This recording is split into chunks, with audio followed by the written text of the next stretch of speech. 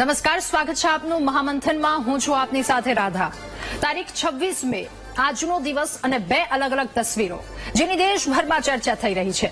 26 મે 2014 જ્યારે રાષ્ટ્રપતિ ભવનના પ્રાંગણમાં આત્મવિશ્વાસપૂર્ણ ચહેરાની સાથે પ્રધાનમંત્રી નરેન્દ્ર મોદીએ શપથ લીધા હતા અને 26/5/2025 આજનો દિવસ વધુ મજબૂતાઈ, વધુ અચલતા, વધુ આત્મવિશ્વાસ, વધુ અડીખમ ભારત બન્યું.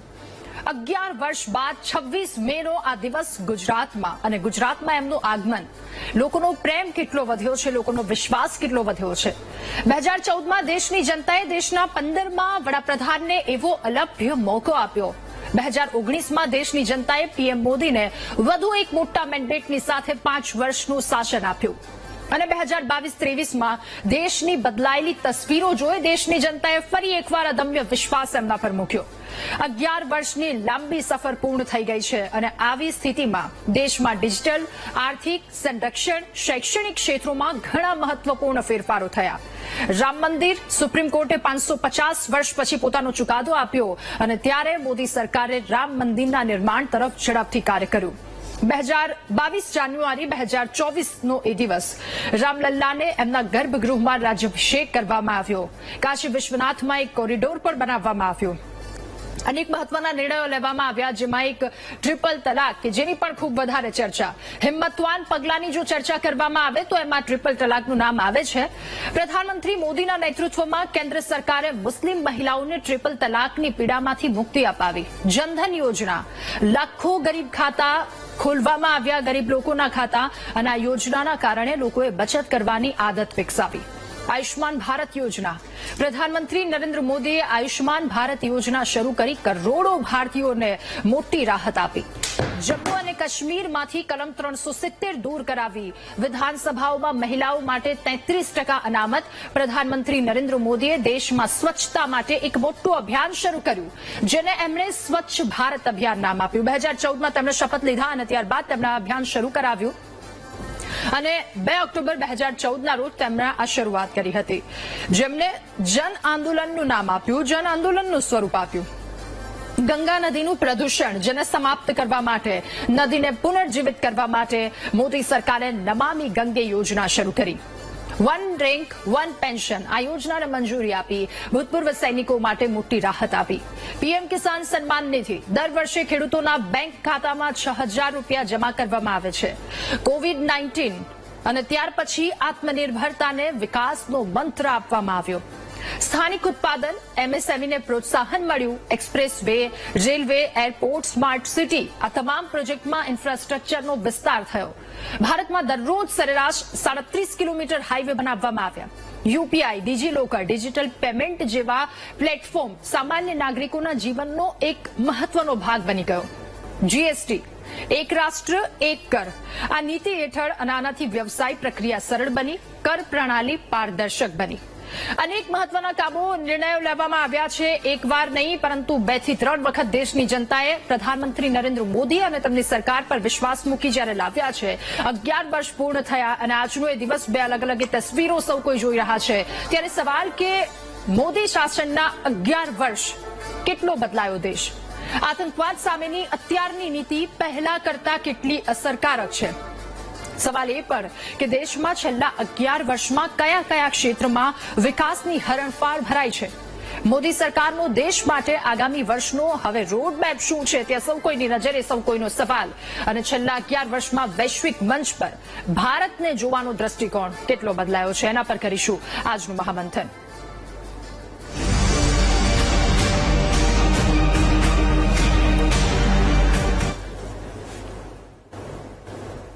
પ્રધાનમંત્રી નરેન્દ્ર મોદી ગુજરાતના પ્રવાસે, ઓપરેશન સિંદૂર બાદ તેઓ જ્યારે ગુજરાતના પ્રવાસે આવ્યા છે, અલગ અલગ જગ્યા પર તેમને અભિવાદન લોકોએ ઝીલ્યું છે અને બંને બાજુ તરફ એટલી જ જનમેદની દેખાઈ રહી છે. રોડ રસ્તાઓને શણગારી દેવામાં આવ્યા છે. મહિલાઓમાં એ પ્રકારનો ઉત્સાહ દેખાઈ રહ્યો છે. અહીંયા કોઈ જ પક્ષ કશું જ નથી દેખાતું, પરંતુ એ બાળકથી લઈ અને વૃદ્ધ સુધીના તમામ લોકો પ્રધાનમંત્રી નરેન્દ્ર મોદીની એક ઝલક મેળવવા માટે આજે સૌ કોઈ રોડ રસ્તા પર ઉપસ્થિત થયા. એ દાહોદ, વડોદરા, ભુજ અને ત્યારબાદ અમદાવાદના સીધા દ્રશ્યો રોડ રસ્તાને શણગારી દેવામાં આવ્યા છે. ઓપરેશન સિંદૂરે પાકિસ્તાનને જડબાતોડ જવાબ આપ્યા બાદનો પ્રધાનમંત્રીનો આ પહેલીવાર ગુજરાત પ્રવાસ. અને મેહુલ સંવાદદાતા ત્યાં આપણી સાથે લાઈવ જોડાયા છે. મેહુલ, હાલ ચારેય તરફ જનમેદની દેખાઈ રહી છે. ઉત્સાહ શું છે? માહોલ ત્યાં કેવો છે? લોકો શું કહી રહ્યા છે? બિલકુલ રાધા, સીધા દ્રશ્યો આપણે બતાવવા માંગીશ કે અમદાવાદ શહેરની અંદર અત્યારે દ્રશ્યો જે રોડ શોના છે તે કયા પ્રકારના છે. ઇન્દિરા બ્રિજ જે સર્કલ છે તેના આ દ્રશ્યો આપ જોઈ શકો છો. મોટી સંખ્યામાં સ્થાનિક લોકો જે છે તે ઉપસ્થિત છે અને ખાસ પ્રધાનમંત્રી નરેન્દ્ર મોદી જે છે તે ટૂંક સમયમાં પહોંચશે. જે ભારતીય જનતા પાર્ટીના આગેવાન ઘનશ્યામ ગઢવી આપણી સાથે છે. ઘનશ્યામભાઈ, મોટી સંખ્યામાં જનમેદની અત્યારે જે છે તે સહભાગી થવા એમને નિહાળવા માટે પહોંચી છે અને ઓપરેશન સિંદૂર પછી પહેલો આ રોડ શો છે. આ દેશના યશસ્વી વડાપ્રધાન જ્યારે ઓપરેશન સિંદૂર પછી પ્રથમ વખત ગુજરાતમાં વિવિધ વિકાસના કામોના લોકાર્પણ અર્થે આવ્યા ત્યારે આજે વડોદરા, દાહોદ, કચ્છ અને અમદાવાદમાં તમે જોઈ રહ્યા છો એરપોર્ટથી તે આ ઇન્દિરા બ્રિજના છેડા સુધી વિશાળ સંખ્યામાં લાખોની સંખ્યામાં જનમેદની એમને આવકારવા માટે ઉભી છે. ત્યારે વડાપ્રધાન, આદરણીય વડાપ્રધાન મોદી સાહેબે આ દેશના ત્રણેય સેનાના પાંખના વડાઓને જ્યારે પાક સમર્થિત આતંકવાદીઓએ આ દેશની બહેનોના સિંદૂર ઘૂસવાની કોશિશ કરી ત્યારે તમામ ત્રણેય સેનાના વડાઓને કીધું કે તમને ફાવે તે રીતે આનો બદલો લઈ અને આ દેશની બહેનો, આ દેશની માતાઓના આશીર્વાદ મેળવવાનું કામ કરો. લાખો કરોડો આ દેશની માતાઓને બહેનોએ આજે મોદી સાહેબને આશીર્વાદ આપવા આવ્યા છે. આ દેશની કરોડોની જનતા આજે મોદી સાહેબને આશીર્વાદ આપી રહી છે. આ દેશના તમામ લોકો, તમામ પક્ષો આ સાથે મળીને આજે મોદી સાહેબને જ્યારે આ ઓપરેશન સિંધુની સફળતા માટે એમણે અભિવાદન કરી રહ્યા હોય ત્યારે આ ભારત દેશને, સમગ્ર દેશને દુનિયામાં મોદી સાહેબે કઈ બતાવ્યું, દેખાડી બતાવ્યું કે ભારત દેશ સામે જો કોઈ આંખ પણ લાલ કરશે તો એનો જવાબ એનાથી પણ કઠણ રીતે આપવામાં આવશે. એનો જવાબ ઈંટનો પથ્થરથી આપવામાં આવશે. અને પાકિસ્તાન સમર્થિત જે આતંકવાદીઓ હતા એમના પાકિસ્તાનમાં જઈને આ દેશની સેનાઓએ એમનો બદલો લીધો. 9 થી વધારે એમના ઠેકાણાઓનો નાશ કર્યા. 90 થી 100 આતંકવાદીઓને એમને જમીન દોષ કરીને એમને નામો નિશાન મિટાઈ દીધું. આ દેશને અને આ દુનિયાને આપણા ત્રણેય સેનાના વડાને આપણા દેશની સેનાઓએ એક એમને સલામ કરીએ કે એક મેસેજ આપી દીધો કે ભારતની સામે, ભારતના કોઈ પણ નાગરિકની સામે દુનિયાના કોઈ પણ દેશમાંથી જો કોઈ પણ રાધા આ જોઈ શકાય છે. લોકો મોટી સંખ્યામાં ઉપસ્થિત છે અને પ્રધાનમંત્રી નરેન્દ્ર મોદી ટૂંક સમયમાં અહીંયા પહોંચશે. ખાસ જે વાત કરવામાં આવે તો એરપોર્ટથી આ રોડ શોની શરૂઆત થઈ ચૂકી છે અને એરપોર્ટ સર્કલથી પણ તેઓ આગળ જે છે તે વધી ચૂક્યા છે. પ્રધાનમંત્રી નરેન્દ્ર મોદી ટૂંક સમયમાં જે છે તે એરપોર્ટ સર્કલથી ઇન્દિરા બ્રિજ સર્કલ જે છે ત્યાં પહોંચશે. ખુલ્લી જીપમાં મુખ્યમંત્રી ભૂપેન્દ્ર પટેલ અને પ્રદેશ ભાજપ અધ્યક્ષ અને કેન્દ્રીય મંત્રી CR પાટીલ પણ તેમની સાથે ઉપસ્થિત છે અને લોકોનું અભિવાદન કરી રહ્યા છે. બિલકુલ આભાર મેહુલ આપનો તમામ વિગતો સાથે જોડાવા બદલ, એ ઉત્સાહ દર્શાવવા બદલ. તો હાલ ઉત્સાહ કયા પ્રકારનો છે આપ ટીવી સ્ક્રીન પર જોઈ રહ્યા છો. કેસરી કારમાં પ્રધાનમંત્રી ઓપન જીપમાં હાલ ત્યાં ઉપસ્થિત છે અને આજુબાજુમાં લોકો, એમનો ઉત્સાહ પણ એ જ પ્રકારનો દેખાઈ રહ્યો છે. લાખોની સંખ્યામાં, હજારોની સંખ્યામાં જનમેદની અહીંયા ઉમટી છે અને જનમેદનીનો એ ઉત્સાહ પણ આપ જોઈ રહ્યા છો. એટલે ચારેય તરફથી જે જય જયકાર થઈ રહ્યો છે, દેશનો જય જયકાર થઈ રહ્યો છે. કારણ કે વર્ષો બાદ જ્યારે દેશની આ છબી છે અને સૌથી મહત્વની વાત કે આતંકવાદ કે જેના દ્વારા કરતૂત કરવામાં આવી અને ત્યારબાદ જડબાતોડ જવાબ આપવામાં આવ્યો છે જે રીતનો, એ દેશના દિલમાં ક્યાંક આ વાત પહોંચી ગઈ અને દિલ સુધી આ વાત સવાર થઈ ચૂકી છે. મહામંથનમાં ચર્ચા કરીશું, આ મુદ્દા પર આગળ વધીશું. આપણી સાથે ગેસ્ટ પેનલમાં જે નેતા ભાજપ ડોક્ટર અનિલ પટેલ જોડાયા છે, નેતા કોંગ્રેસ નિશાંતભાઈ રાવલ આપણી સાથે જોડાયા છે અને રાજકીય વિશ્લેષક નિલેશ ધોળકિયા આપણી સાથે જોડાયા. આપ સૌનું ખૂબ ખૂબ સ્વાગત છે મહામંથનમાં. શરૂઆત મારે નિલેશભાઈ આપનાથી કરવી છે. પ્રધાનમંત્રી નરેન્દ્ર મોદી અને એ બે તસવીરોની દેશભરમાં ચર્ચા થઈ રહી છે. એ 26 તારીખ 2014ની, 26 તારીખ અત્યારની. તો આ 11 વર્ષનો સમયગાળો શું દેશમાં બદલાવ આવ્યો? ભારત ત્યારનું અને અત્યારનું શું લાગી રહ્યું છે આપના મતે? સૌપ્રથમ તો આપને, ડિબેટમાં હાજર મહાનુભાવો અને તમામ દર્શકોને વટ સાવિત્રી શનીશ્વર જયંતીની આજે વૈશાખ વદ 14ની શુભકામનાઓ. આપણે કાર્યક્રમની શરૂઆત કરીએ, ડિબેટની શરૂઆત કરીએ એ પહેલા એક થોડીક નાનકડી શ્રદ્ધાંજલિ એ વ્યક્તિને કે મોદી સાહેબની સરભરા માટે જે ગાર્ડ હોમગાર્ડ હતા એમનું આજ બપોરે ઓન ડ્યુટી નિધન થયું છે. એમને મારી શ્રદ્ધાંજલિ. મૂળ વાત કરું રાધા કે મોદી સાહેબે છેલ્લા 11 વર્ષમાં શું કર્યું. આજે હું નિલેશ ધોળકિયા માત્ર વિશ્લેષક તરીકે નહીં પણ જનતાના અવાજ તરીકે બોલીશ, કારણ કે મારી પાસેથી જનતાના ઘણા બધા ફીડબેક આવ્યા છે. તો અત્યારે મારે જનતાને અનુલક્ષીને અમુક વાતો ટાંકવી છે. જેમ કે મોદી કાળમાં ભારતને મૂળભૂત ભારત પાછું મળ્યું છે. જીએસટીની આવક વધી ગઈ છે, વિદેશી રોકાણ વધ્યું છે, ડીમોનિટાઇઝેશન એનીથી શું ફાયદા થયા એ આપણે જોયું છે. આતંકવાદને આપણે કંટ્રોલ રાખી શક્યા છે. જે રીતના કાળા બજારના પૈસા, કાળા નાણાં હતા એને કંટ્રોલ કરી શક્યા છે. મેડિકલ ટુરિઝમ વધ્યું છે. આધાર લિંક બેંક એકાઉન્ટ, જનધન ખાતા, 334 રૂપિયામાં લાઈફ ઇન્સ્યોરન્સ અને 20 રૂપિયામાં personal accident insurance. Digital payment, digitalisation. આજે નાનામાં નાના વેપારી, લારી ગલ્લાવાળા પણ અને મારી જેવા કે તમારી જેવા પણ લોકો ડિજિટલાઇઝેશનના પેમેન્ટથી એકદમ સુગમતા, સરળતા અનુભવે છે. Everywhere that is possible.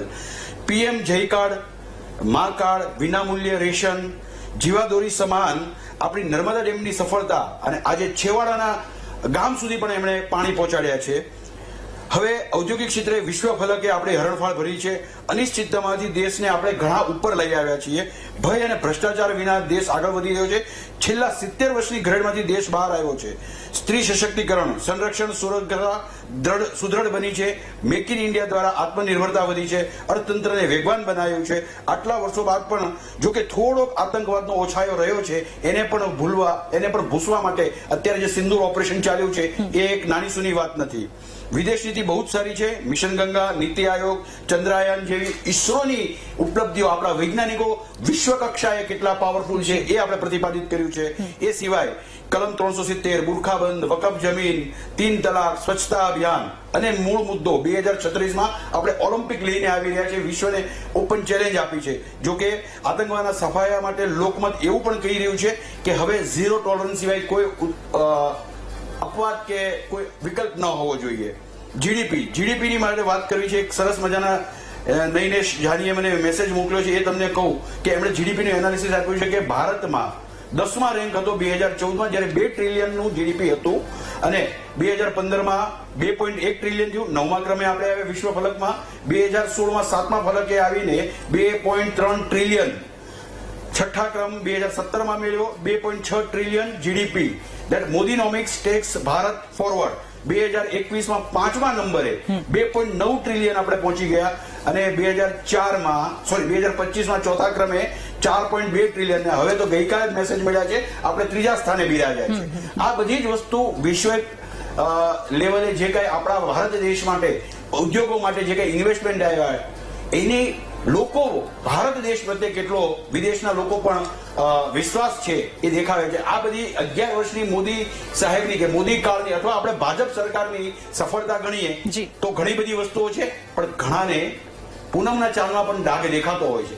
ચાંદ તો ચાંદ છે, તમને ચાંદનીથી મતલબ હોવો છે. ડાઘ દેખાય એ આપનો હક છે, આપ એની વિશે બોલી પણ શકો. અને આ આશા રાખું છું કે આપણે પૂનમ જોવી છે કે ચાંદનો ડાઘ જોવો છે એ આપણા ઉપર, આપણી વિવેક બુદ્ધિ ઉપર આધારિત છે. હિન્દુ રાષ્ટ્ર માટે હિન્દુત્વ એવું જાગ્યું છે કે હવે હિન્દુ લોકો પણ કોઈ પણ જગ્યાએ નિર્ભર થઈને ફરી રહ્યા છે અને ગર્વથી કહી શકીએ છીએ કે હિન્દુ છીએ. Yes, that is the point. એ આજે હું, તમે કે અન્ય કોઈ પણ હિન્દુ બોલતા ખચકાતો ક્યાંક મને કોઈનું ખંજર તો નહીં લાગી જાય, ક્યાંક મને કોઈ જગ્યાએ અપમાનિત તો નહીં કરવામાં આવે, ક્યાંક હું કોઈ રીતે અપમાનિત તો નહીં થાવ. આ બધી વસ્તુનું જે મોદી સાહેબના 11 વર્ષમાં લોકોની જાગૃતિ આવી છે, લોકોની રાષ્ટ્રપ્રેમ ભાવ જાગ્યો છે, લોકોનું રાષ્ટ્રહિત માટે જાગ્યું છે. 1 નેશન 1 ઇલેક્શનનો પોઈન્ટ પણ ડોક્ટર સાહેબ મારા ખ્યાલથી બહુ સારી રીતે આપણે સમજાવશે આજે આપણી જોડે છે.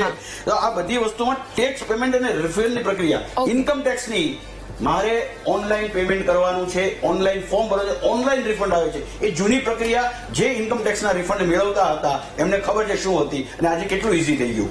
બધું હું જ બોલીશ. આપણે એમની પાસે જઈએ છીએ, પરંતુ એ પહેલા નિશાંતભાઈની પ્રતિક્રિયા લઈ લઈએ. નિશાંતભાઈ, 11 વર્ષ થઈ ચૂક્યા છે પ્રધાનમંત્રી નરેન્દ્ર મોદી અથવા તો ભાજપ કાર્યકરના. આપને કેટલો ફરક લાગે છે વિપક્ષ તરીકે કે દેશમાં આટલો ફરક આવ્યો છે?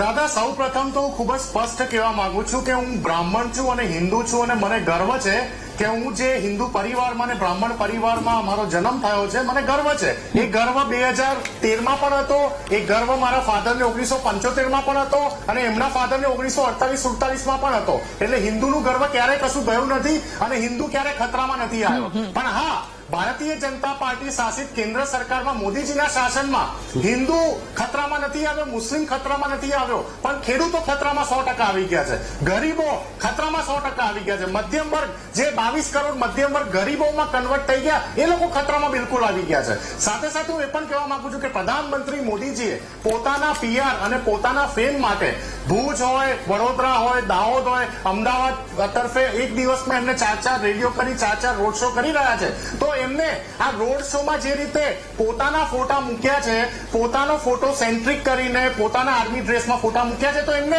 મને લાગે છે કે તમે જે સ્ટાર્ટિંગમાં મુદ્દાઓ બોલ્યા એ મુદ્દા જો ખરેખર કામગીરી કરી હોય તો એમને એ મુદ્દા મૂકવા જોઈતા હતા. તો આ અડધા ગુજરાતને તો ખબર પડી જતી ને કે પ્રધાનમંત્રીજીનો 11 વર્ષનો કાર્યકાળ પૂર્ણ થયો છે.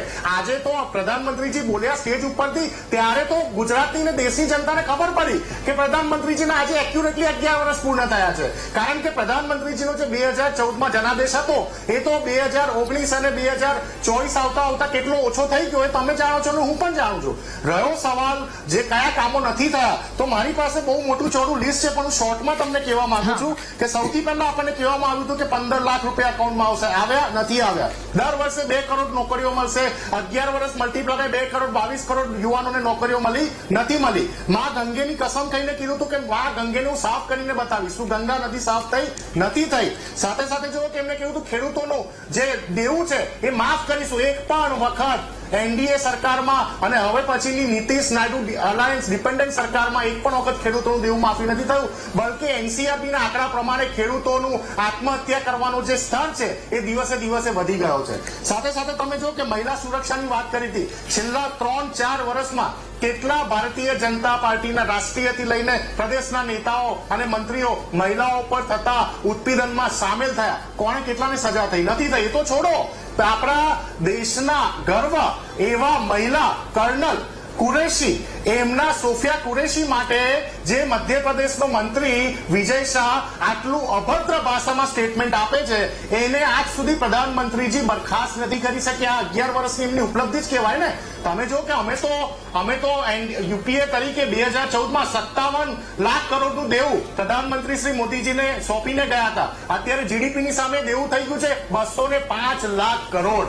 સાથે સાથે શરમની વાત એ કહેવાય, તમને આ ફોટો યાદ આવતો હશે, ખૂબ જ નાની વાત હશે પણ બહુ મોટી વાત છે. ફોટો તમને યાદ આવતો હશે દાદા. આજે વડોદરા શહેરથી જયારે પ્રધાનમંત્રી મોદીજીની આ માર્કેટિંગ રેલીઓની જયારે શરૂઆત થઈ ત્યારે આજ હરની બોટકાંડના પીડિતના પરિવારો, જેમાં 12 બાળકોની માતાઓ, જેમાં 2 શિક્ષિકાઓના પરિવારજનો, એમને ગઈકાલે રાત્રે 11 વાગ્યાથી લઈને આજે સવારે રાત્રે 11 વાગ્યા સુધી ગુજરાત પોલીસે, વડોદરા પોલીસે ડિટેન કર્યા. આ છે પ્રધાનમંત્રીજીનો ન્યાય, આ છે ભારતીય જનતા પાર્ટીનો ન્યાય. એમને પ્રધાનમંત્રીજીને મળવા સુદ્ધા ના દીધા. કોંગ્રેસના કાર્યકર્તાઓને તમે પોલીસ સ્ટેશન બોલાવીને રાત્રે એમના ઘરમાં ઘૂસી જઈને એમને અટકાયત કરી, એ માની લઈએ. અરે પણ જે નિર્દોષો ન્યાય જંકે છે 1.5 વર્ષથી, એમના 20 આરોપીઓ ખુલ્લે આમ ફરી રહ્યા છે દાદા. એમના ન્યાય માટે પ્રધાનમંત્રીજી પાસે શબ્દ નતો. એના બેનર લગાવવા માટે વડોદરા મ્યુનિસિપલ કોર્પોરેશન કે ગુજરાત સરકાર પાસે પૈસા નતા. હજી તમને મને 30 સેકન્ડ આપજો. દાહોદની વાત કરીએ. પ્રધાનમંત્રીજી જે દાહોદમાં જઈને આદિવાસી બેલ્ટમાં જઈને આદિવાસીઓના ઉત્થાનની વાત કરે છે, આ જ આદિવાસીઓના હકના પૈસા ગુજરાત સરકારના મંત્રી બચુભાઈ ખાબડના પુત્રોએ છીનવી લીધા. તમને યાદ હશે મનરેગામાં 60-40 જેમ રેશિયો હોય છે. 60% જે મજૂરી કરતો હોય વ્યક્તિને પૈસા મળવા જોઈએ, 40% મટીરિયલની પાછળ ખર્ચાવા જોઈએ. 100 કરોડની ઉપરનું કૌભાંડ. બંને પુત્રો મંત્રીના જેલમાં હોય, આ મંત્રીને બરખાસ્ત નથી કરવામાં આવ્યો. અને બીજી બાજુ મોટા આદિવાસીઓ માટે ભારતીય જનતા પાર્ટીએ શું કર્યું? જો તમને આદિવાસીઓની પડેલી હતી 11 વર્ષોમાં. નિશાંતભાઈ, દેશનો વિકાસ થયો છે ખાલી હા કે ના? એક સેકન્ડ, હું તમને દાદા તમારા સવાલનો જવાબ સચોટ આપી દઉં. મને ખાલી એટલું કહી દો કે ઓપરેશન સિંદૂર ચાલતું હતું એ સમયે ખાલી 5 દેશોના નામ આપી દો જે 5 દેશોએ ખુલ્લેઆમ ભારતને ટેકો આપ્યો હોય કે અમે ભારતની સાથે ખુલ્લેઆમ છે. પાકિસ્તાનની સામે કેટલા દેશો હતા અને ભારતની સામે આપણી વિદેશ નીતિ પણ 11 વર્ષમાં સાચવી નથી શક્યા. વિદેશ નીતિ પણ આપણી ફેલ ગઈ છે. અને એ સમયે જયારે પ્રધાનમંત્રીજી ટ્રમ્પનો આદેશ માનીને સીઝ ફાયર કરતા હોય આખા દેશે જોયું છે. ઠીક છે નિશાંતભાઈ, હવે આગળ વધીશું. ડોક્ટર અનિલ પટેલ આપણી સાથે જોડાયા છે. અનિલભાઈ, આટલો લાંબો સમયગાળો ઓપરેશન સિંદૂર બાદ પ્રધાનમંત્રી નરેન્દ્ર મોદી ગુજરાતના પ્રવાસે આવ્યા છે. એ જનમેદની પ્રતિસાદ તો જોયો બહોળા પ્રમાણમાં. શું કહેશો આપ? દેશ કેટલો બદલાયો? તમામ મુદ્દા પર આપની પ્રતિક્રિયા શું?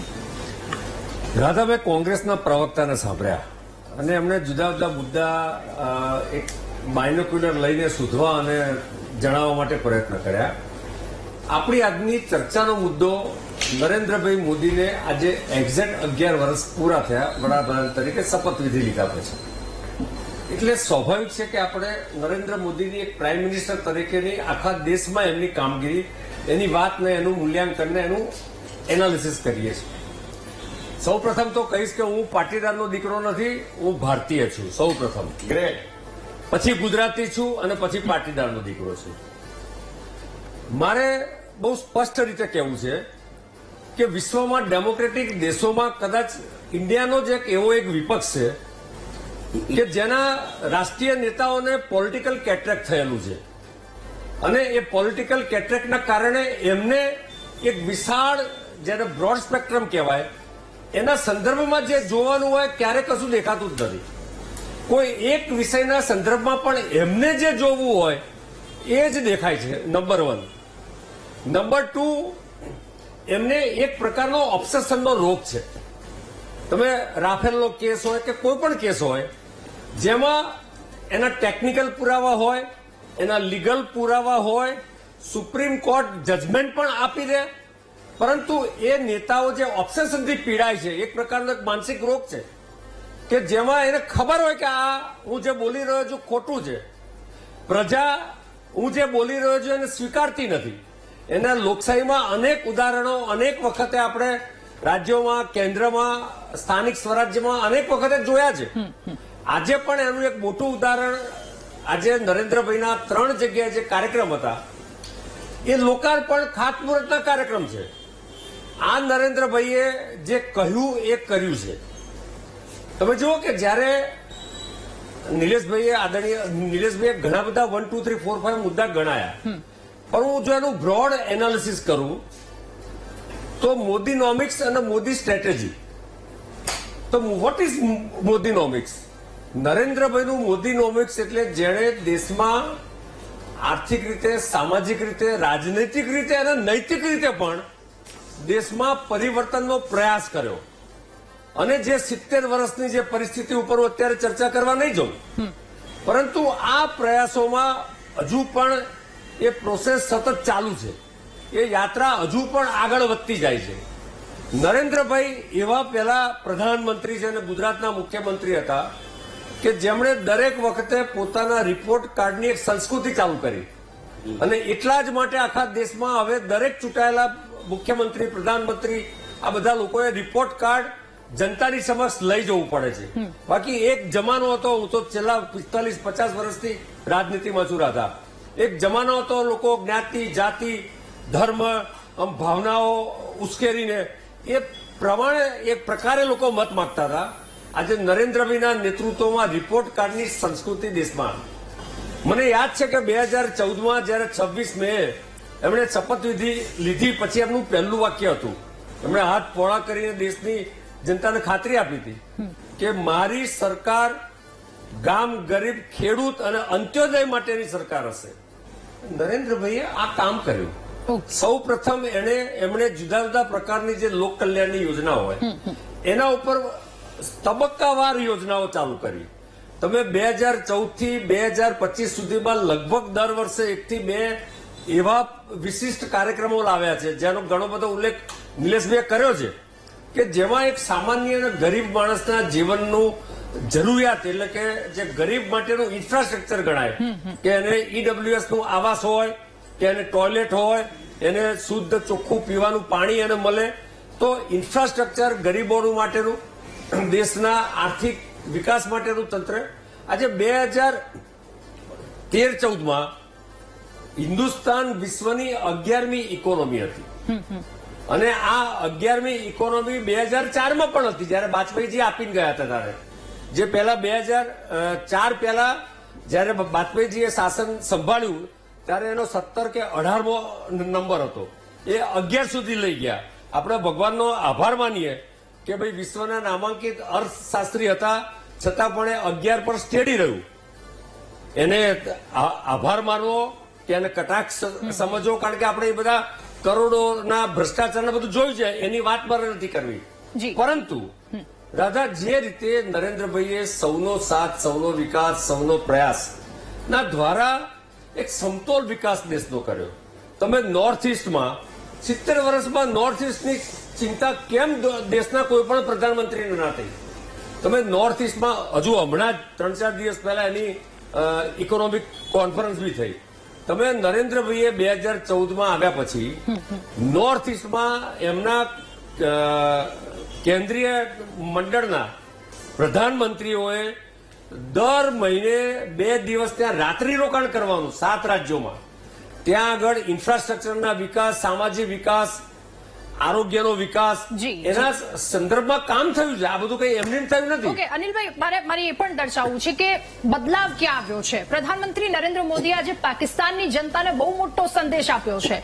એમણે લોકોની સામે આ એક સંદેશ આપ્યો છે. કહ્યું, શાંતિથી જીવન જીવો, રોટી ખાઓ, નહીતર ગોળીઓ તો છે જ મારી પાસે. કહ્યું, હું પાકિસ્તાનના લોકોને કહેવા માંગુ છું, તમારી સરકારે તમારા દેશની હાલત બગાડી નાખી છે. આતંકવાદ પાકિસ્તાનની સેના માટે રૂપિયા બનાવવાનું સાધન છે. પ્રધાનમંત્રી નરેન્દ્ર મોદીએ જ્યારે સ્ટેજ પરથી સૌ કોઈની સમક્ષ એક સંદેશ આપ્યો છે. કહ્યું કે પાકિસ્તાનની જનતાએ નક્કી કરવું એ યોગ્ય છે કે પછી અયોગ્ય. પાકિસ્તાનના નાગરિકોનું જીવન આવી રીતે સુધરશે. તમારી સેના આતંકવાદના પડછાયામાં ઉભરી રહી છે અને એમાં ને એમાં દેશના બાળકો પણ ઉભરી રહ્યા છે. તમારી સેના તમારા ભવિષ્યને નષ્ટ કરી રહી છે. પ્રધાનમંત્રી નરેન્દ્ર મોદીએ આજે સંદેશ આપ્યો છે. આતંકની બીમારીમાંથી મુક્ત થવા માટે પાકિસ્તાનના યુવાઓ આગળ આવે. શું કહ્યું એ પણ એકવાર સાંભળી લઈએ. पाकिस्तान के नागरिकों, खास करके वहां के बच्चे, ये मोदी की बात कान खोल करके सुन लो. ये आपकी सरकार और आपकी सेना आतंकवाद को समर्थन दे रही है. आतंकवाद पाकिस्तान की सेना और सरकार के लिए पैसा कमाने का जरिया बन गया है. पाकिस्तान के युवकों को तय करना होगा, पाकिस्तान के बच्चों को तय करना होगा, क्या ये रास्ता उनके लिए ठीक है? क्या उनका भला हो रहा है? सत्ता के लिए जो एक खेल खेले जा रहे हैं, क्या उससे पाकिस्तान के बच्चों की जिंदगी बनेगी? मैं पाकिस्तान के बच्चों को कहना चाहता हूं, ये आपके हुक्मनारा, ये आपकी सेना आतंकवाद के साए में पल रही है. वो आपके जीवन में खतरे पैदा कर रही है, आपके भविष्य को नष्ट कर रही है, आपको अंधेरे में धकेल रही है. पाकिस्तान को आतंक की बीमारी से मुक्त करने के लिए पाकिस्तान के अवाम को आगे आना होगा, पाकिस्तान के नौजवानों को आगे आना होगा. सुख चैन की जिंदगी जियो, रोटी खाओ, वरना मेरी गोली तो है ही. પ્રધાનમંત્રી નરેન્દ્ર મોદી કે જેમણે કહ્યું, રોટી ખાઓ વરના મેરી ગોલી તો હૈ.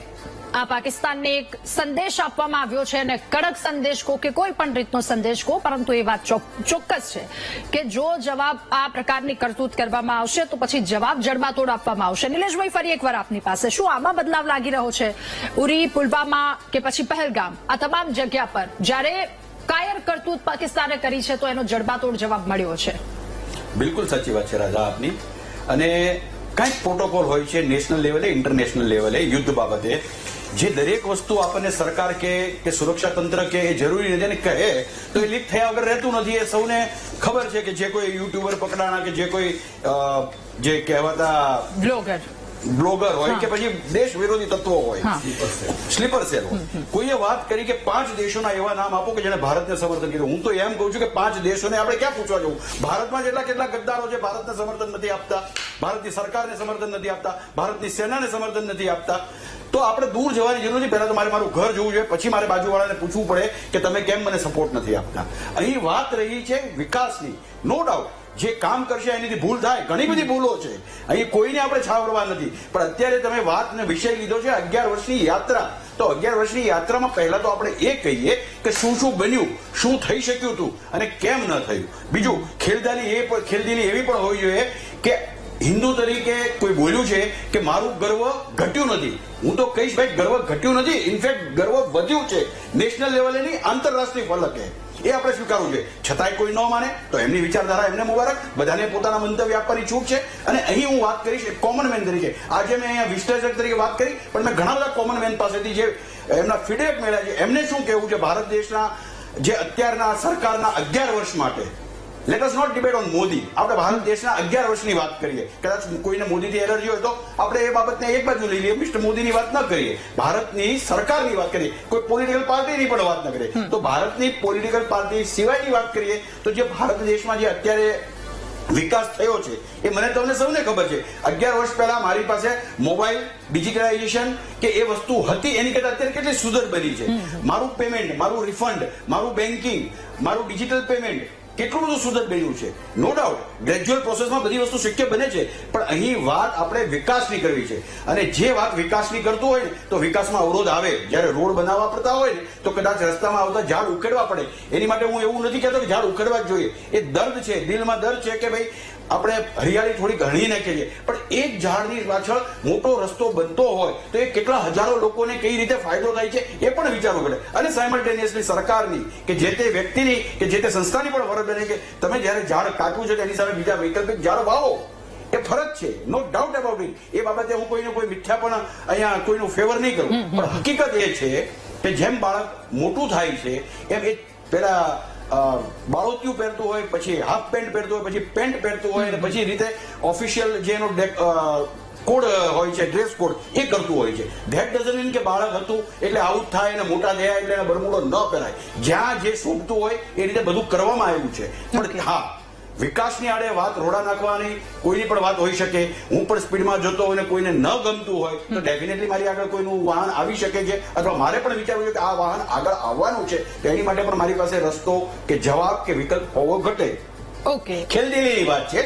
આપણે અલ્ટિમેટલી અત્યારે ભારત દેશ જ્યારે ઓપરેશન સિંદૂરની બાબતે વાત કરી રહ્યો તો આપણે ઇઝરાયલ કે રશિયા જેવા થોડા ઘણા પણ કેમ ન થઈ શકે કે જ્યારે મારા દેશની વાત છે ત્યારે હું કોઈ પોલિટિકલ પાર્ટીનો માણસ નથી, હું કોઈ જ્ઞાતિનો માણસ નથી, હું કોઈ જાતિનો માણસ નથી, હું ભારતીય છું. As rightly said by mister Patel, doctor Patel, કે એને કીધું ને કે હું પટેલ નથી, હું પહેલા ભારતીય છું, પછી બાય ડિફોલ્ટ હું જે કઈ રીતે પટેલ હોઈશ કે ગુજરાતી હોઈશ. એ આપણે સૌએ સમજવાની જરૂર છે. ઓકે, ઠીક છે. ફરી એકવાર મારે નિશાંતભાઈ આપની પાસે આવું છે. ચલો, દેશની વાત આવે, આતંકવાદની વાત આવે છે, એના ખાત્માની વાત આવે ત્યારે તો આપ સાથે છો ને દેશના વિકાસની સાથે. નિશાંતભાઈ.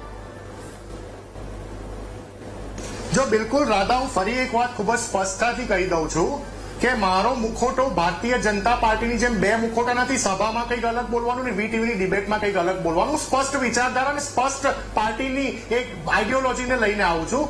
મારી વિચારધારા સ્પષ્ટ છે ને મારી પાર્ટીનું પણ માનવું સ્પષ્ટ છે. ભારત દેશના કોઈ પણ રાજ્યમાં ભારતીય જનતા પાર્ટી હારતી હશે તો ચાલશે, ભારતીય રાષ્ટ્રીય કોંગ્રેસ પાર્ટી હારતી હશે તો ચાલશે. સરકારો બને છે, સરકારો મીટે છે, સરકારો તૂટે છે, સરકારો બને છે.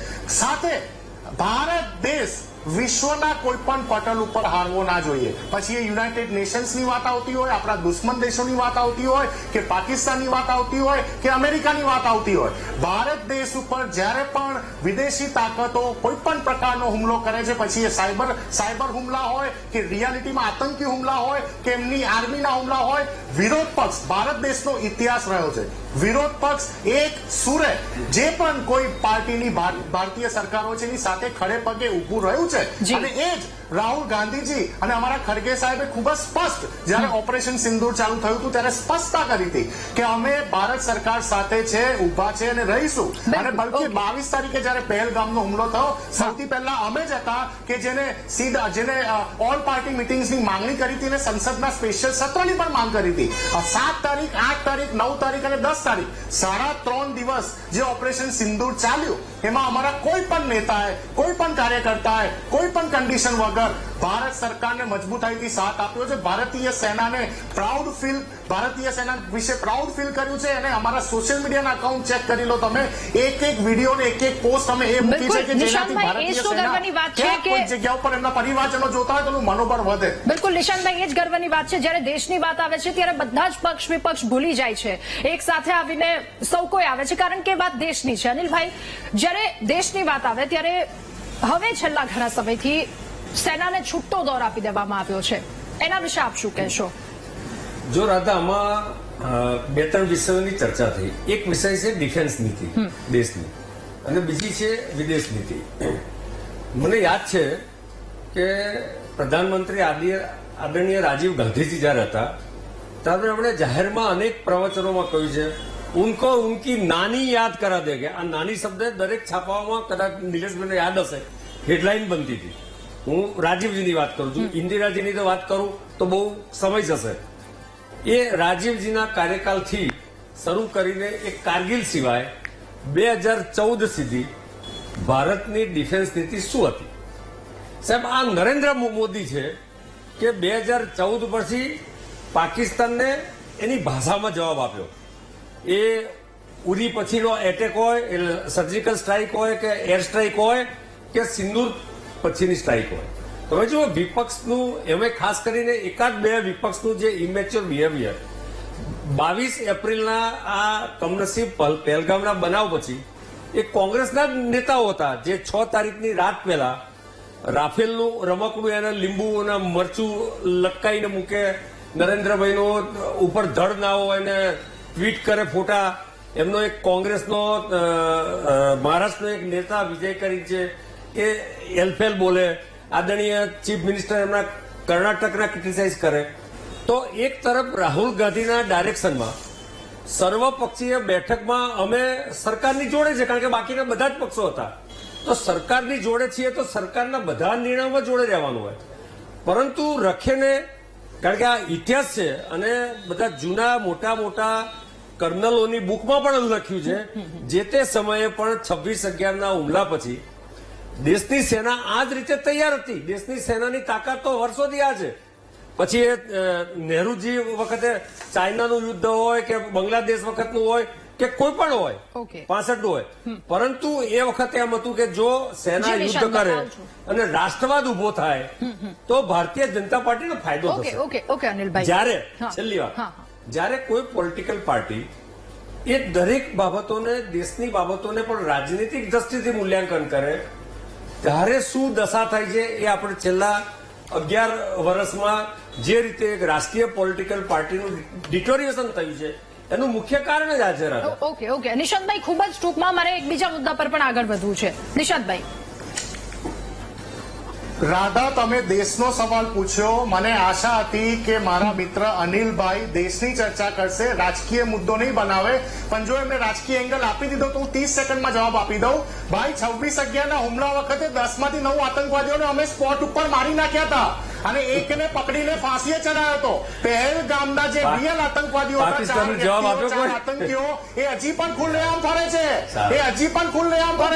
આજે પ્રધાનમંત્રીજી દાહોદની સભામાં એવું બોલે છે કે ઓપરેશન સિંદૂરની વાત જયારે કરતા એવું બોલ્યા કે મહિલાઓના સિંદૂર ઉપર કોઈ બી એટેક કરશે ને છોડવામાં નહીં આવે, એ સ્ટેટમેન્ટ સાથે. પણ મહિલાઓના સિંદૂર ઉપર 26 જે મહિલાઓના સિંદૂર ઉપર જેને એટેક કર્યો એ 4 આતંકીઓ તો ખુલ્લેઆમ ફરે છે. તો આ તો ફેલિયર કહેવાય ભારત સરકારની ઇન્ટેલિજન્સનું. અનિલભાઈને સાંભળી લઈએ. ઠીક છે નિશાંતભાઈને સાંભળી લઈએ, મારે બ્રેક લેવાનો સમય થયો. Nishantbhai 30 second please.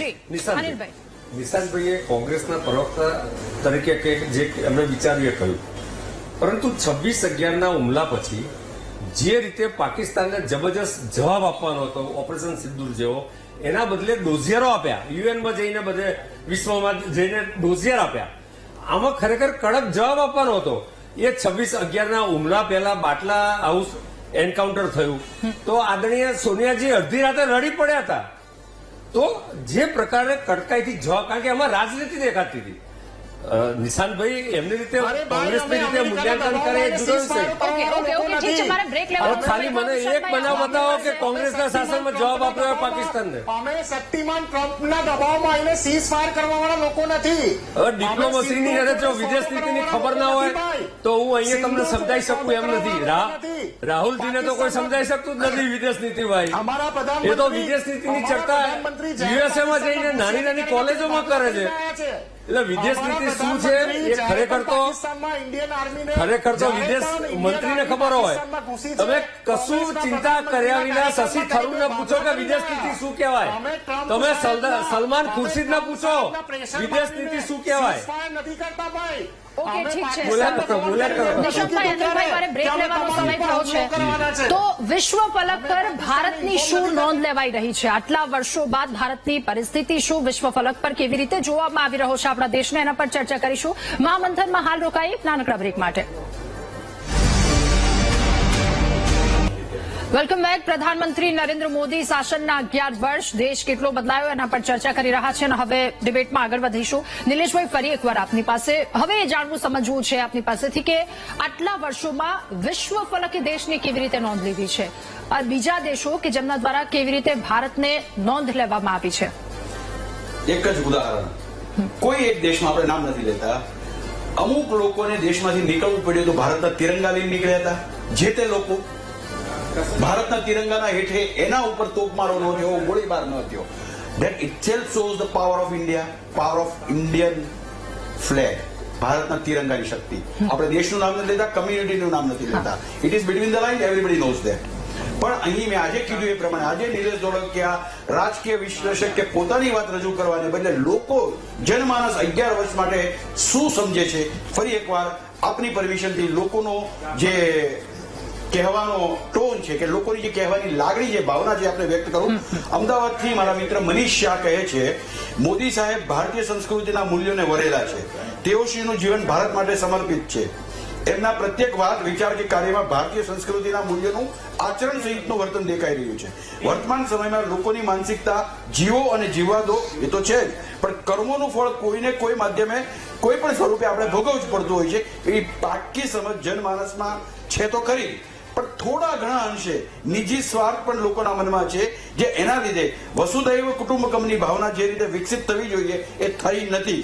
પણ આપણા દેશની સંસ્કૃતિની ધરોહરને જે ક્ષતિરહિત થઈ ગઈ હતી એને નવો આયામ આપવાનું કામ વર્તમાન સરકાર કરી રહી છે. આ મેં લોકોની વાત કહી.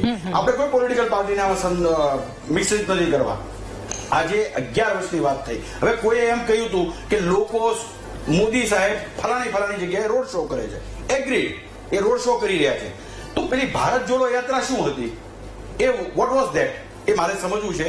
ડોક્ટર અશોક અનિલ પટેલ સાહેબ જવાબ આપે કે રાધા આપ જવાબ આપો કે અન્ય કોઈ જવાબ આપે. આઈ એમ ક્વાઇટ ક્યુરિયસ અબાઉટ ધેટ કે ભારત જોડો યાત્રા પબ્લિસિટી હતી કે ખરેખર ભારત જોડો હતું, અને ભારત જોડો દરમિયાન શું ભારત તરીકે ભારતીય જોડાણું એ મને સમજ નથી આપી. તો કૃપા કરીને મને સમજાવવા આપને વિનંતી છે. નિશાંતભાઈ, આપ જી નિશાંતભાઈ, આપ કહેવા ઈચ્છી રહ્યા હતા કંઈક? ના, બિલકુલ. જો સ્પષ્ટપણે માનવું છે, મારે નિલેશભાઈના જવાબ આપવાની કોઈ જરૂર નથી. I am not liable to answer him back. No one is liable to anyone. રાજકીય વિશ્લેષક તરીકે કોઈ પાર્ટી માટે કોઈ બોલતું હોય, હું તમારી વચ્ચે નતો બોલ્યો. શાંતિ જાળવી રાખો, શાંતિથી સાંભળવાની જરા ધગસ રાખો. હું તમારી વચ્ચે નતો બોલ્યો. મારો કહેવાનો મતલબ ખૂબ જ સ્પષ્ટ છે કે આજે બીજા દેશોની વાત કરતા પહેલા જો આપણે આપણા પડોશી રાષ્ટ્રોની ચર્ચા કરીએ તો નેપાળ આપણાથી અલગ થઈ ગયું છે. બાંગ્લાદેશની પરિસ્થિતિ તમે જાણો છો.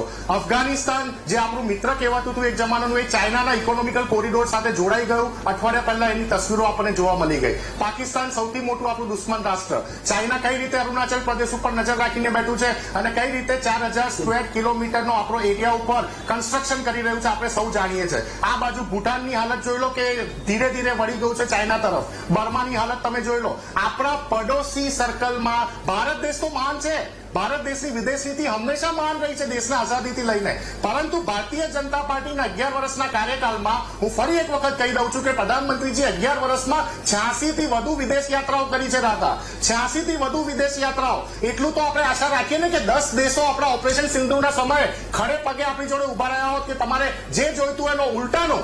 જ્યારે પાકિસ્તાનને IMF $1 બિલિયન ડોલરનું જ્યારે ફંડિંગ કર્યું ત્યારે આપણી વિરુદ્ધમાં European Union, America, UK, Australia, ન્યુઝીલેન્ડે વોટિંગ કર્યું. ભારત દેશ તો વોટિંગમાં પણ સામેલ નતો થઈ શક્યો. ત્યારે દુઃખ થાય છે કે આજે ભારતની છબી જે હતી, ભારતની જે વિદેશ નીતિ હતી, એ ભારતના પ્રધાનમંત્રીઓને જે રીતે વેલકમ મળતું હતું વિદેશોમાં, નિશાંતભાઈ. એ કેમ બગડી રહ્યું છે એનું સામાન્ય એક્ઝામ્પલ. કારણ કે એની ધંધાકીય ઇફેક્ટ પણ આવી રહી છે. જે રીતે ટ્રમ્પના સ્ટેટમેન્ટ આવે છે, ટ્રમ્પ પોતાની જ કંપની એપલના માલિકને કહી દે છે તમારે ભારત દેશમાંથી પ્લાન્ટ કાઢી નાખવો પડશે, તમારે ભારત દેશમાંથી પ્લાન્ટ ઉઠાવી નાખવો પડશે. કેમ ભારત સરકારનું કોઈ બયાન નથી આવતું? કેમ મોદીજીનું કોઈ ટ્વીટ નથી આવતું?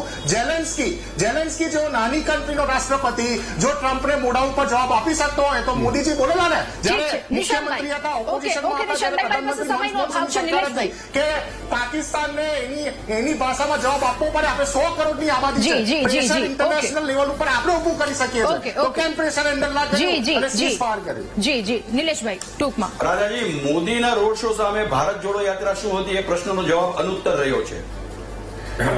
ઓકે, ઠીક છે. જી અનિલભાઈ પણ કંઈક કહેવા ઈચ્છી રહ્યા. પૂછશે તો જવાબ બિલકુલ આપીશ. એ રાધાબેન જો પૂછશે તો બિલકુલ જવાબ આપીશ નિલેશભાઈ. વિદેશ નીતિ એવો અને કોમ્પ્લિકેટેડ સચોટ જવાબ વિષય આપીશ. છે કે મને લાગે છે કે સામાન્ય માણસોને એ સમજવું ખૂબ અઘરું છે. હું તો આપની ચેનલને વિનંતી કરીશ કે રાજકીય પક્ષના માણસો માટે એક અભ્યાસ વર્ગ રાખો ટીવી ચેનલ પર વિદેશ નીતિનો, કે જેને ખબર પડે. આ નરેન્દ્રભાઈની શપથવિધિમાં સાર્કના દેશોના આમંત્રણ આપીને સાર્કના બધા જ દેશો એ શપથવિધિ વખતે હાજર રહ્યા હતા. આ એ જ નરેન્દ્રભાઈ આ ભારતના 140 કરોડના વડા છે કે જેને વિશ્વના 21 કરતા વધારે દેશોએ એમનું સર્વોચ્ચ સન્માન આપ્યું. આ એ જ નરેન્દ્રભાઈ છે કે જેમણે યુએનમાં એક 21 જૂનની યોગા દિન તરીકે ઉજવવા માટેની પ્રપોઝલ મૂકી. યુએનના ઇતિહાસમાં સૌથી વધારે દેશોએ કોઈ એક પ્રપોઝલને સપોર્ટ કર્યું હોય તો આપણું એ છે. આ એ જ નરેન્દ્રભાઈ છે કે જેમની આપણી જે નરેન્દ્રભાઈ વિકાસ અને વિરાસત પણ કહે છે, તો જે આપણી પ્રાચીન પરંપરાગત આયુર્વેદિક પદ્ધતિ છે એને વિશ્વએ માન્યતા આપી. એના વડા, વિશ્વના WHO ના વડા અહીંયા આવીને જામનગરમાં યુનિવર્સિટીમાં જઈને એની સાથે MOU કર્યા. આજે આ પાકિસ્તાન સાથેના કોન્ફ્લિક્ટમાં કયા કયા દેશે આપણને સપોર્ટ કર્યો એ આપણે જાહેર કરવાની નીતિ નથી કે પાકિસ્તાનની નબળાઈ છે કે thank you Turkistan, thank you Azerbaijan, thank you China. એને કહેવાની જરૂર પડી છે. શક્તિશાળી માણસે કહેવાની જરૂર જ નથી કે એની જોડે કેટલા લોકો ઉભા છે, એની લડવાની તાકાત શું છે. સાહેબ, નરેન્દ્રભાઈએ એ નાની યાદ કરાવી દઈશું બધી જે વાતો મેં કહી ને આપને. આ નરેન્દ્રભાઈએ ટેરરિઝમ સામેની જે પોલિસી છે ને કે ભાઈ હવે પછી કોઈ પણ પ્રકારનો સ્પોન્સર ટેરરિઝમ થશે તો એને યુદ્ધ ગણવામાં આવશે. હજુ તો આપણી સેના LOC ક્રોસ કરીને ગઈ નથી, આપણી ધરતી પરથી જવાબ આપ્યો છે અને એમણે કહ્યું કે ઘરમાં ઘૂસીને મારીશું. તમે બિહારમાં એમણે 22 એપ્રિલ પછી જે બોલ્યા, ઓપરેશન સિંદૂર પછી 2 વખત જે બોલ્યા આજે ને પહેલા, સાહેબ નરેન્દ્રભાઈ જે કહે છે એ કરે છે અને એમણે સાબિત કરી બતાવ્યું છે. અને મૂળ 11 વર્ષની ડિફેન્સ પોલિસી કે વિદેશ નીતિ સિવાયની વાત કરું તો એમની સરકારમાં રિફોર્મ, પરફોર્મ એન્ડ ટ્રાન્સફોર્મ, પછી એ ડિજિટલ ટ્રાન્સફોર્મેશન હોય, DBT હોય, ડેવલપમેન્ટ હોય, એક વિશાળ આયામથી દરેક ક્ષેત્રમાં એમણે કામ કર્યું છે. એમણે દેશ 2070માં 0 કાર્બન ફૂટપ્રિન્ટ થાય એના માટેનું પર્યાવરણનું પણ આયોજન કર્યું છે. તો દેશમાં આજે 15 વિશ્વની 15 જુદી જુદી મોટી યુનિવર્સિટીઓ આજે દેશની સરકાર સાથે MOU કર્યા છે. અહીંયા એ યુનિવર્સિટીની, આંતરરાષ્ટ્રીય યુનિવર્સિટીની સ્થાપના થવાની છે. આવા તો અનેક કામો છે. સાથે આપની પાસે આવું, મારી પાસે સમયનો અભાવ છે. નિશાંતભાઈ, આપ કંઈક કહેવા ઈચ્છી રહ્યા હતા, ખૂબ જ ટૂંકમાં જણાવજો અને આપની અંતિમ પ્રતિક્રિયા પણ આપી દેજો સાથે. નિશાંતભાઈ. ખૂબ જ ટૂંકમાં ખૂબ જ પોઝિટિવ વાત કરવા માંગુ છું રાધા. આપણી આર્મી અને ડીજીએમઓના સ્ટેટમેન્ટ પ્રમાણે ઓપરેશન સિંદૂર હજી પણ ચાલુ છે. હજી પણ ભારત દેશની કોઈ પણ વિદેશ નીતિની કે આપણા દુશ્મન પાકિસ્તાનની બાબતમાં બે કોડીના પાકિસ્તાન જોડે કોઈ પણ એંગલ ઉપર લડવાની બાબત આવશે. ભારતીય રાષ્ટ્રીય કોંગ્રેસ સરકાર જોડે ખડે પગે ઊભું છે, ચટ્ટાનની જેમ ઊભું છે અને ઊભું રહેશે. અમે કોઈ પણ સવાલ જવાબ ભારતીય સેનાના આક્રમણ ઉપર કરવાના નથી. બિલકુલ બહુ આભાર સરસ. નિશાંતભાઈ. અને જી અનિલભાઈ આપ પણ. હા, નિશાંતભાઈએ જે સ્વીકાર્યું કે ઓપરેશન સિંદૂર ચાલુ છે, જે આર્મીના સ્ટેટમેન્ટ કદાચ ઐતિહાસિક બદલાવ છે કે આટલા સમય પછી ઉરીમાં પણ માનતા નતા, બાલાકોટમાં માનતા નતા, હવે આ ચાલુ છે જે સ્વીકાર્યું એ બદલ મને હું નિશાંતભાઈનો આભાર માનું છું. ઠીક છે નિલેશભાઈ, અંતિમ પ્રતિક્રિયા ખૂબ જ ના, આર્મીની તો ટૂંકમાં. respect ભારત શું કરીએ છે છીએ. આપના મતે? ભારતીય હવે સેનાનો તો ભારત ક્યાં બિલકુલ આવીને પહોંચ્યું respect છે? કરીએ છીએ. ભારતીય નિલેશભાઈ. જનતા પાર્ટી સાથે મતભેદ ભારત છે. હવે પોતાના દમ પર, પોતાના પાવર ઉપર કે પોતાની સમજ બુદ્ધિથી માત્ર રાષ્ટ્રીય કક્ષાએ કે માત્ર એશિયા કક્ષાએ નહીં પણ વિશ્વ ફલક ઉપર ઇન્ટરનેશનલ સ્ટાન્ડર્ડમાં જ્યારે કહેવાતા જગત જમાદાર ટ્રમ્પ સાહેબે કહેવું પડે છે કે ભારતમાં કરશો તો આટલો ટેરિફ, ઇટસેલ્ફ શોઝ કે ભારત પાવરફુલ છે. સામે ધમકી એમણે આપવી પડી છે. શું કામ આપવી પડી છે એ દેખાડે ભારત ક્યાં છે. જી જી બિલકુલ. આપ સૌનો આભાર મહામંથનમાં અમારી સાથે જોડાવા બદલ, આ મુદ્દા પર ચર્ચા કરવા બદલ. તો આ દેશ અહીંયા સુધી આવીને પહોંચ્યો છે અને ભારત દેશ પર ગર્વ છે. મહામંથનમાં હાલ બસ આટલું જ. વધુ સમાચાર અપડેટ્સ માટે આપ ડાઉનલોડ કરો VTV ન્યૂઝની એપ્લિકેશન. નમસ્કાર.